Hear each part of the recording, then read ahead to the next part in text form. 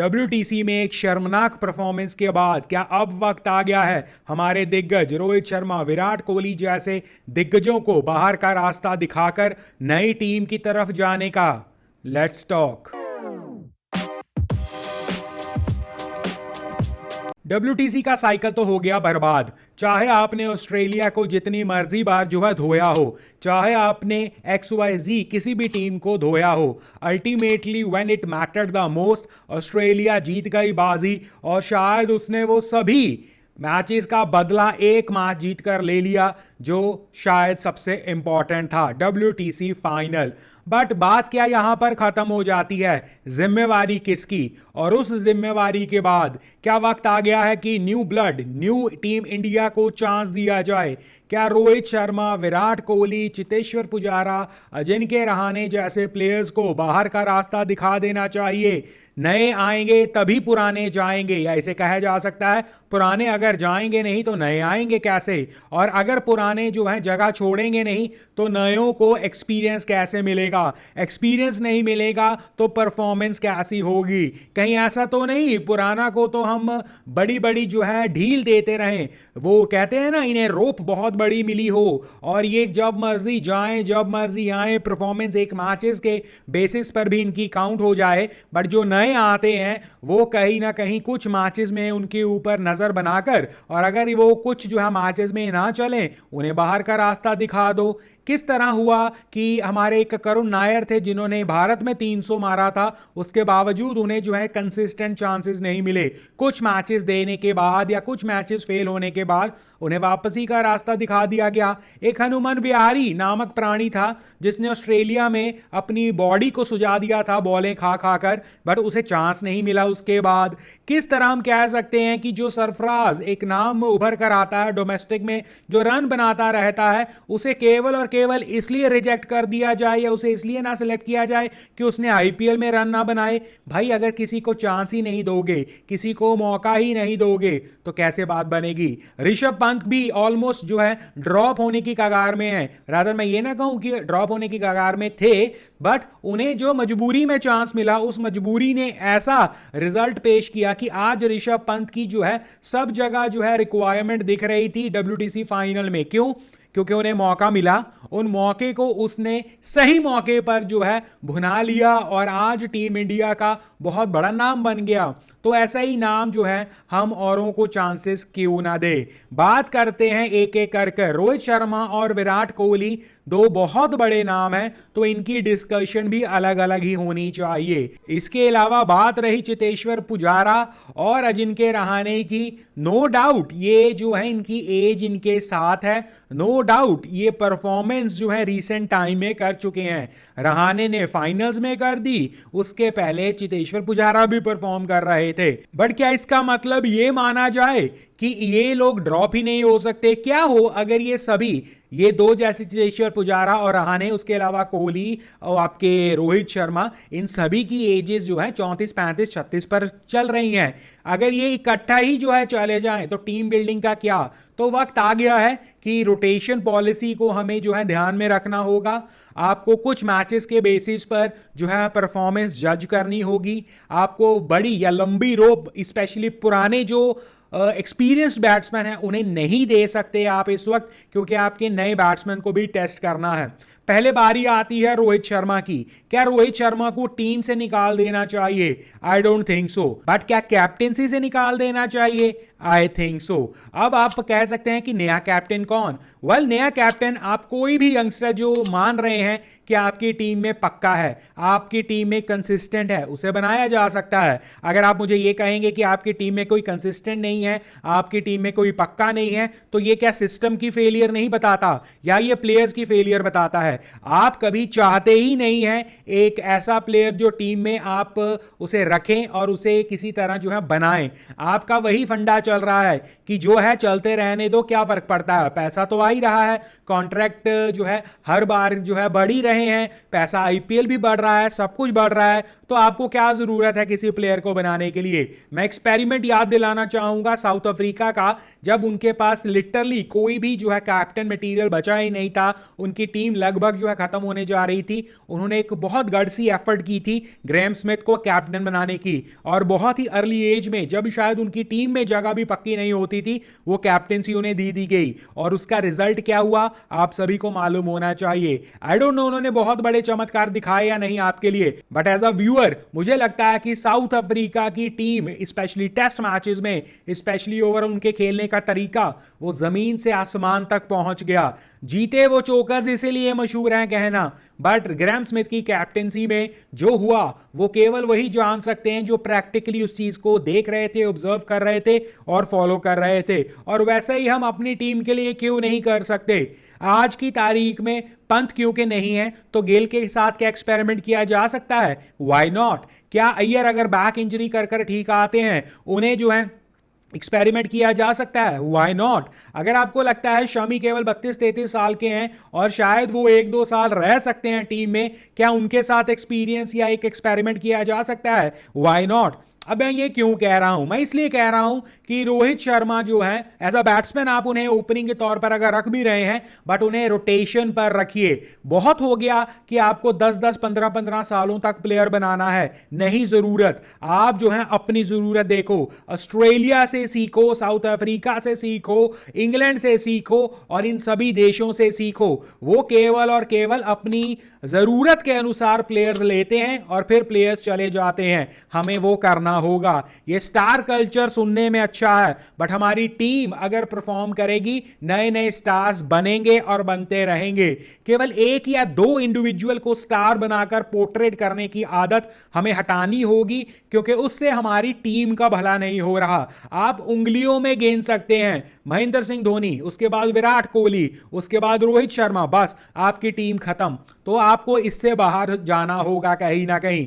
तो रोहित शर्मा टीम में as a player रहिए, बट रोटेशन पॉलिसी में जो है आप अपने जो नए प्लेयर्स को ला रहे हैं, स्पेसिफिक तौर पर पहले तो इंडिविजुअल वाइज ओपनिंग में आप जो 2 बंदों को किन्हें देख रहे हैं, मिडिल ऑर्डर में अपने 2-3 बंदे किन्हें देख रहे हैं, इस तरह जो है काम कीजिए और फिर उन्हें रोटेशन में रखिए। जब वो नया प्लेयर रोहित शर्मा के साथ खेलेगा, ओपन करेगा, कभी कभी किसी और के साथ, गिल भी आई थिंक तब तक बहुत एक्सपीरियंस हो रहा है, उसके साथ रहेगा, वो सीखेगा भी। बट आपकी प्रायोरिटी नया प्लेयर होनी चाहिए, ना कि पुराने प्लेयर। और इतने में पुराने प्लेयर को भी रियलाइज हो जाएगा कि क्या नया प्लेयर इज रेडी और नॉट। अभी क्या हो रहा है, नया प्लेयर आता है, ड्रेसिंग रूम से ज्यादा आगे नहीं बढ़ पाता है और ड्रेसिंग रूम में ही उसका जो है हाल चाल देखकर, नेट प्रैक्टिस देखकर वापस कर दिया जाता है। ऐसा ना कीजिए, आप मैदान पर उतारिए, उसे देखिए, परखिए, फिर रिजेक्ट फिर कीजिए। ऐसा नहीं है कि आपने एक बार रिजेक्ट कर दिया, अनलेस अनटिल उसकी कोई बहुत सेंसेशनल परफॉर्मेंस ना हो तो फिर आप उसे दोबारा से बुलाना शुरू कर दीजिए। नो,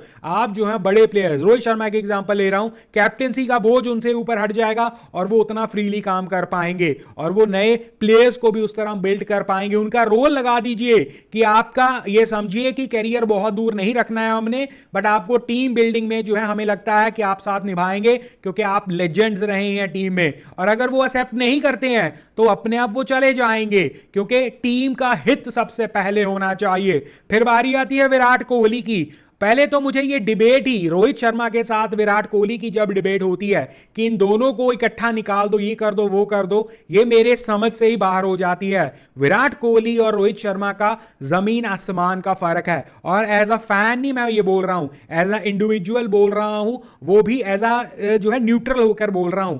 फिटनेस लेवल दोनों के चेक कर लो, परफॉर्मेंस लेवल दोनों के चेक कर लो, जहां वो बैटिंग करते हैं वो चेक कर लो। इसके अलावा आपको फ्यूचर किसका ज्यादा दिखता है वो चेक कर लो। आई थिंक 2 साल का फर्क है दोनों की एज में भी। तो इन दोनों को इकट्ठा निकालने का तो मतलब ही नहीं बनता। रादर विराट कोहली को 4 नंबर देकर रखना चाहिए, उसके हवाले पुजारा को निकाल देना चाहिए, सॉरी टू से पुजारा को निकालना चाहिए, जिनके रहाणे को निकालना चाहिए, और नंबर 3 और नंबर 5 पर 2 यंगस्टर्स को लाना चाहिए, सो दैट विराट कोहली की छत्र छाया में विराट कोहली उन्हें सिखा सके।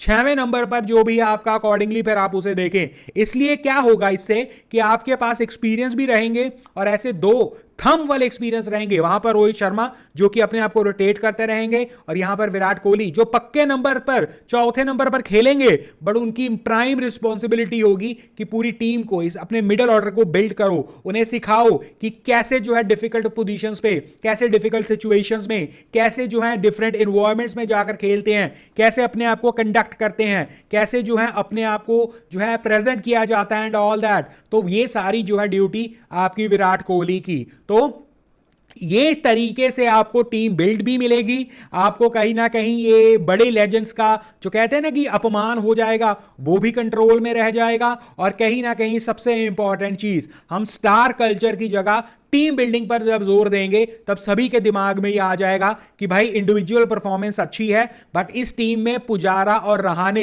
इसलिए ड्रॉप हुए हैं क्योंकि कुछ उनकी परफॉर्मेंस का कसूर, बट उससे भी ज्यादा कि टीम की रिक्वायरमेंट क्या। तो इस तरह जो आप उसे बिल्ड कर सकते हैं। फिर बारी आती है विकेट कीपिंग की।